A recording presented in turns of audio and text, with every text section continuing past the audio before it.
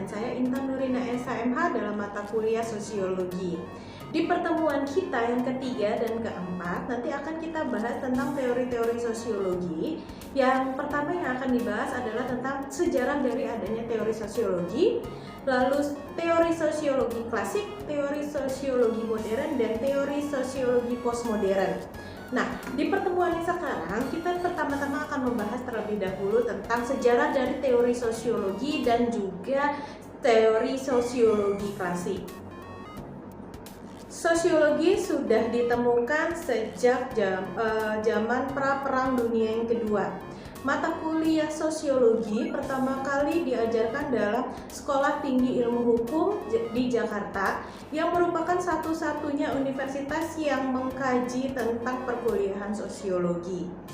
Pembelajaran sosiologi dalam lembaga pendidikan tinggi belum merupakan ilmu yang bisa berdiri sendiri, tetapi merupakan pelengkap dari bagian ilmu hukum.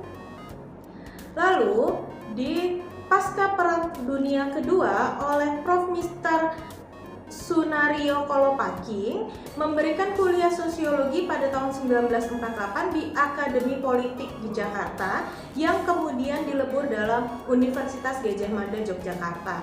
Nah, di dalam perkuliahan ini oleh Mr. Sunario, sosiologi diajarkan sebagai ilmu pengetahuan dalam jurusan ilmu pemerintahan, dalam negeri, hubungan luar negeri, dan publisistik.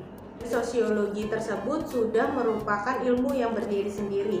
Kalau sebelumnya di masa pemerintahan pra-kemerdekaan, sosiologi itu ilmunya gandeng dengan perkuliahan ilmu hukum, tetapi di dalam pasca kemerdekaan, perkuliahan sosiologi tersebut sudah bisa berdiri sendiri hingga saat ini. Nah, dalam perkembangannya, sosiologi tersebut mempunyai ciri-ciri atau teori-teori tersendiri. Yang pertama ada teori sosiologi klasik, teori sosiologi modern, dan yang ketiga ada teori sosiologi postmodern. Nah, hari ini yang akan kita bahas adalah tentang teori sosiologi klasik yang terdiri dari 6 macam. Yang pertama ada sosiologi positivis, kedua sosiologi struktural, ketiga sosiologi marxis, keempat sosiologi evolusioner, kelima sosiologi Weber, dan yang keenam sosiologi filsafat uang. Itu yang akan kita bahas pada hari ini. Oke, yang pertama yang akan kita bahas adalah sosiologi positivis. Sosiologi positivis ini lahir dari seorang sosiolog hukum yaitu Auguste Comte, yang memberikan aliran positivis karena keprihatinannya terhadap anarkisme yang merasuki masyarakat saat revolusi Prancis. Nah, di sini Comte mengembangkan fisika sosial, yaitu percaya akan kesatuan metode ilmiah, akan mampu mengukur secara objektif mengenai struktur sosial. Nah, di pertemuan kita sebelumnya, pertemuan pertama dan kedua, kita sudah pernah membahas pengertian dari sosiologi yang dikeluarkan oleh Auguste Comte, yang bicara tentang fisika sosial, bukan tentang sosiologi. Tetapi dengan perkembangannya, ternyata kata-kata fisika sosial tersebut tidak sesuai dengan ilmu sosial atau sosiologi, sehingga fisika sosial tadi dirubahlah kata-katanya menjadi sosiologi atau ilmu tentang kemasyarakatan.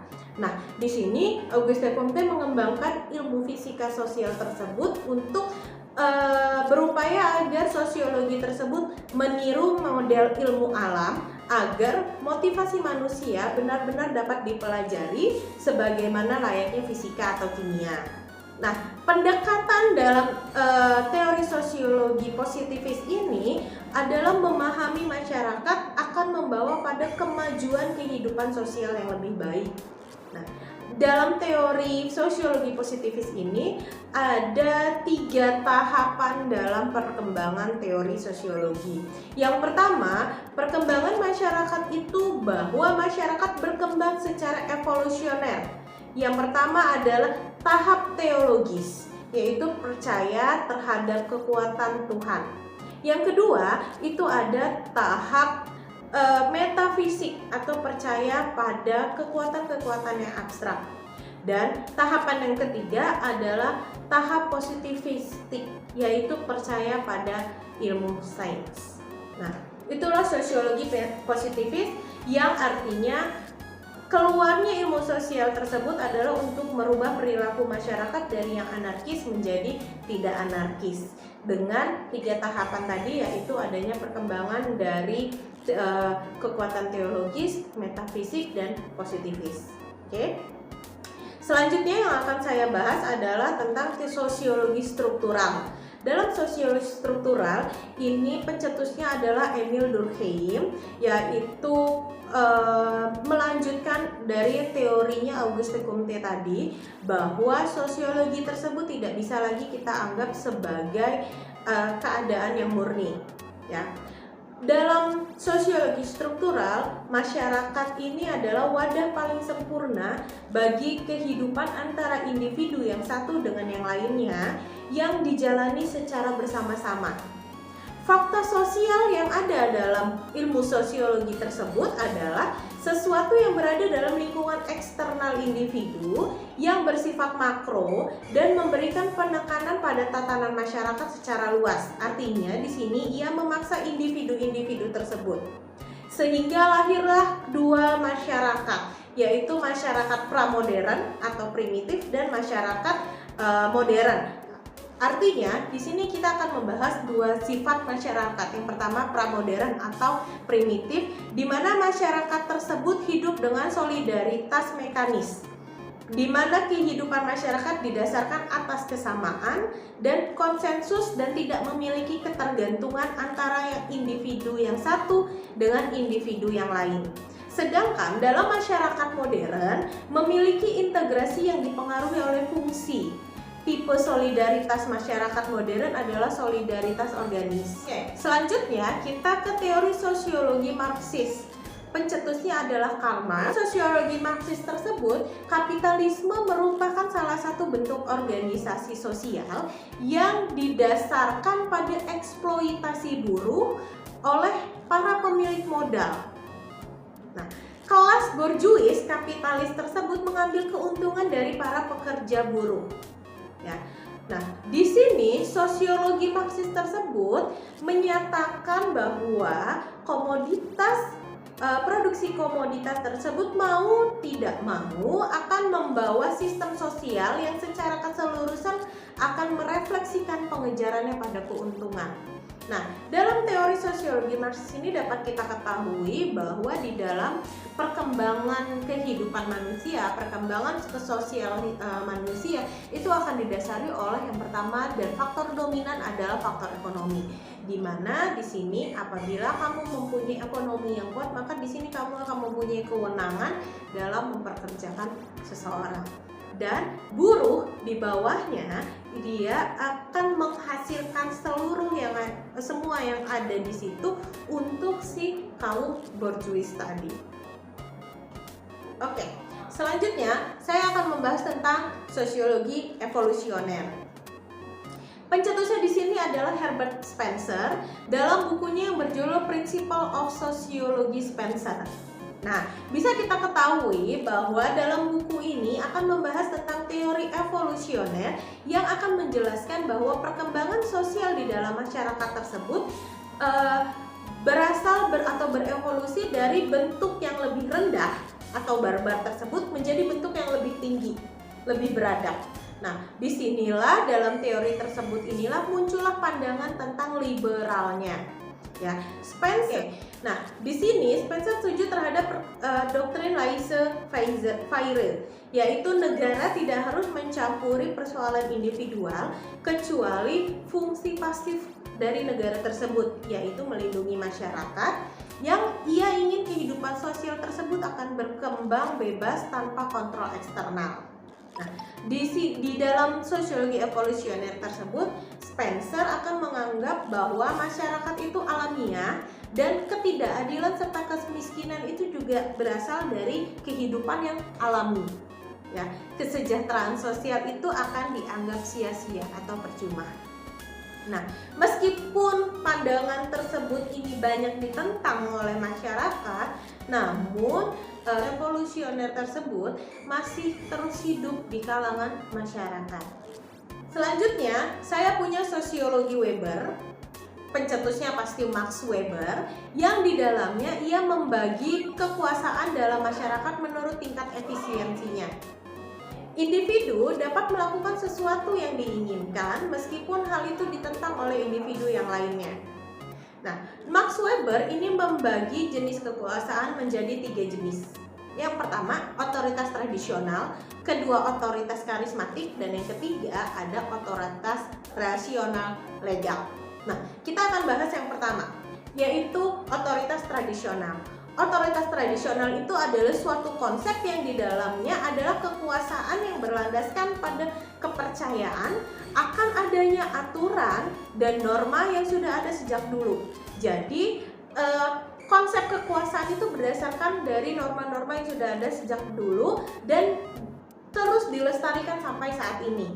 Nah, lalu yang kedua, otoritas karismatik, di mana konsep kekuasaannya itu berlandaskan dari kepribadian dari sepemimpin tersebut. Nah, bagaimana kepribadian pemimpin tersebut, maka akan terlihat dalam kekuasaan yang dimilikinya. Ya, artinya kita melihat dari karismatik seseorang tersebut. Nah, lalu yang ketiga ada otoritas rasional legal, yaitu konsep kekuasaan yang berdasarkan kepada kebijakan dan norma di mana seseorang dapat memerintah atau melakukan tugasnya berdasarkan norma dan aturan yang berlaku yang tidak terpengaruh oleh kepentingan-kepentingan yang lain. Nah, di sini bisa kita bedakan adanya 3 jenis kekuasaan yang cukup berbeda-beda, tetapi di antara ketiganya juga tetap punya hubungan di dalamnya. Yang terakhir, saya punya filsafat uang. Di sini pencetusnya adalah George Simmel, di mana terkenal dengan karyanya yang sangat spesifik tentang tindakan dan interaksi individual, atau kita sebut dengan filsafat uang. Nah, sebagai sosiolog cenderung bersifat menentang terhadap modernisasi dan sering disebut bervisi pesimistik. Nah, pandangan tersebut disebut dengan pesimisme budaya yang menyatakan bahwa modernisasi akan menciptakan manusia tanpa kualitas karena manusia akan terjebak dalam rasionalitasnya sendiri. Nah, contohnya yang pertama adalah begitu teknologi industri tersebut sudah mulai canggih, maka keterampilan dan kemampuan dari si tenaga kerja secara individual akan semakin berkurang. Ya, itu contoh yang pertama. Lalu contoh yang kedua, semakin modernnya teknologi, maka kemampuan dari tenaga individu tersebut akan semakin merosot dengan kecenderungan menjadi seorang yang pemalas. Nah, dalam pandangan pesimisme budaya tersebut, gejala monetisasi di berbagai faktor kehidupan telah membelenggu masyarakat, terutama dalam hal pembekuan kreativitas orang, bahkan mampu mengubah kesadarannya. Nah, arti ideal adalah secara ideal uang tersebut akan kita gunakan sebagai alat pembayaran.